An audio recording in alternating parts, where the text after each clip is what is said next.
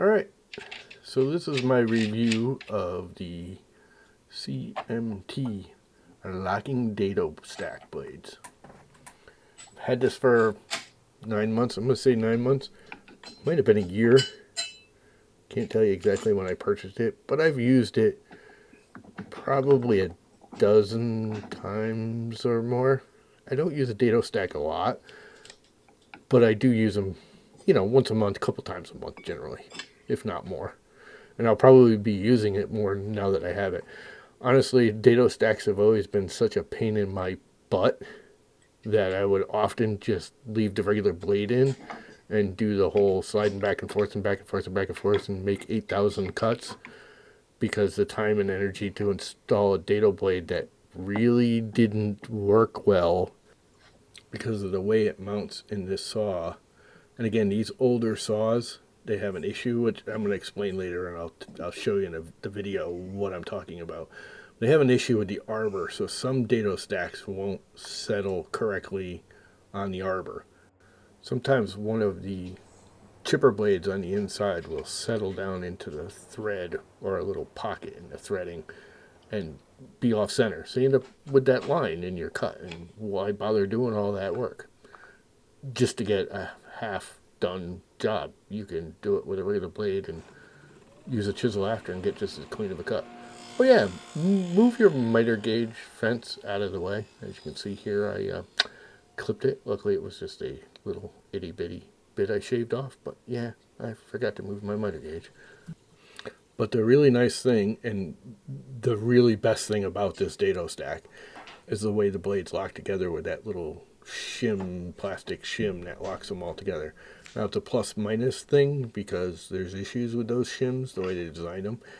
It's not really an issue. I find it annoying myself, but it's still better than a standard dado stacking ability. It locks the blades together so the chipper blades in the middle can't fall down into the threading or into a little pocket in the arbor before the threading starts. So yeah, if you've got one of these old table saws, you want this dado stack.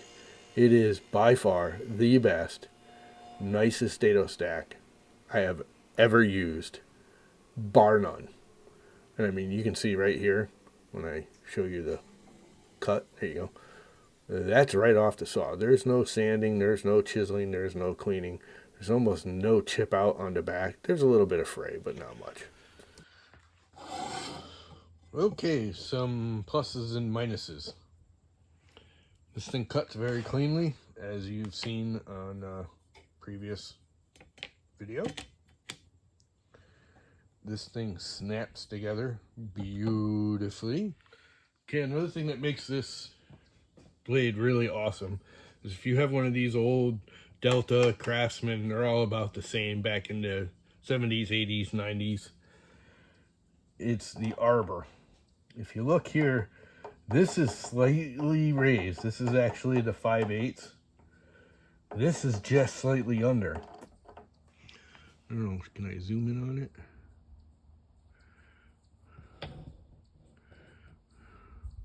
How far can I zoom? There we go. And again, I don't know if you can see it. There's only this little one single blade's width here of the actual shoulder on it. The rest is all threading. And there's a big gap right here.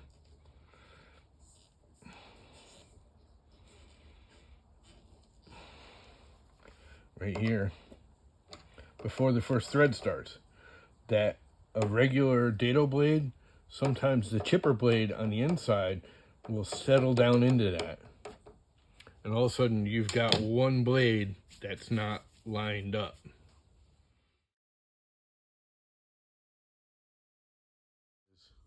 A couple of things I dislike is during the assembly process. If you want to lay down one of these and put a middle splicer-y one in there, you line it up and you lock it into place. But sometimes you can't see where to line it up to. if that makes sense. Like, I can't. I wish they'd knock these out. So you'd have these holes here, here, and here, just see-through. That way you can line it up when you're doing it. It's not bad with the two outer ones. It's only when you're using these inner ones where it's all, but I don't know. It's hard to describe until you go to do it. And then it's hard to see what you're doing.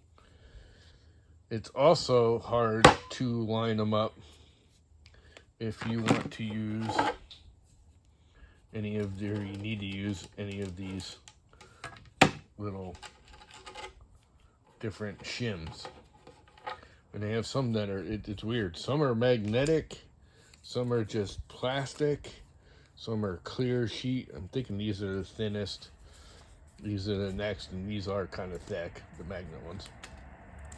And the magnets are kind of cool, other than it's very difficult to line up the hole and get it all in position. You see, I already tore this one up trying to do it. And you can build it in here, but it's too, I can't get my fingers in there. And it doesn't always line up. They need to get rid of all this. And I know why they do this. They don't want you stacking it and having the teeth chip in each other. But you could put one little tab here or there to avoid that. You just don't need all of this. And it would be nice if it was just a smidge bigger so you could assemble it in here and be able to get your fingers in there and pull it out. Because then you could assemble it in here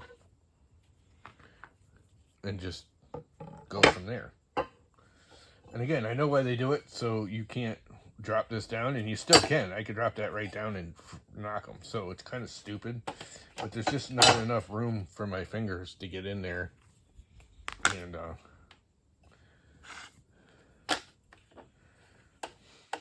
let's see, I can't see how to, whether that's aligned or not. You just never know.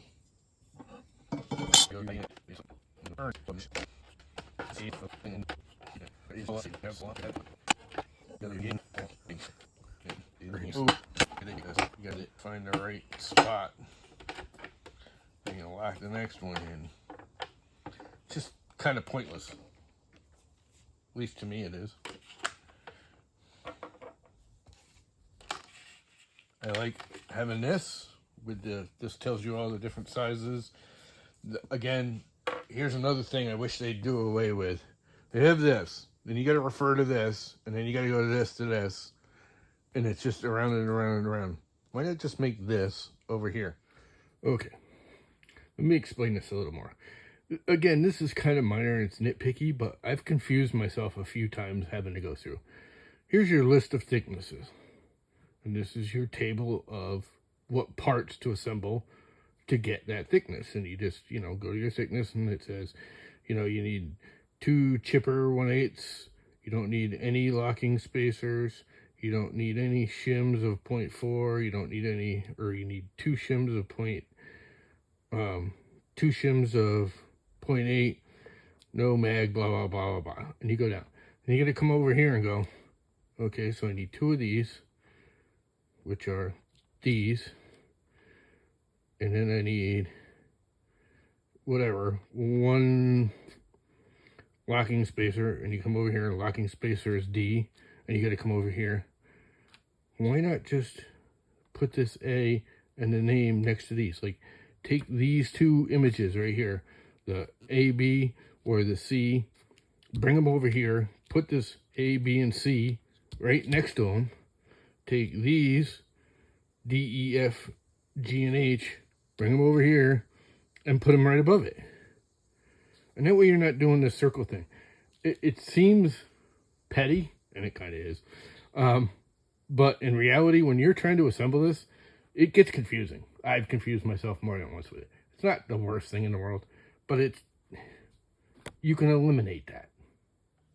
I know it seems petty, and it kind of is, But believe it or not, it's stuck with me a few times putting this thing together.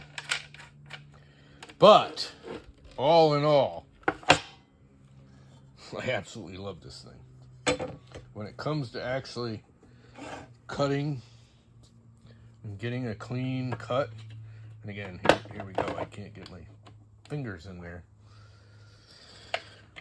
And but yeah, when it comes to getting a clean cut, there's nothing beating it. I think I'm going to buy some more of these just in case, but I think I'm going to go around and cut out this triangle in these white plastic shims. I want to make sure it's not going to like throw anything out balance-wise or anything. I don't think it will. The best Dado stack set I've ever used right here. Bar none. It's just awesome. That's all there is to it.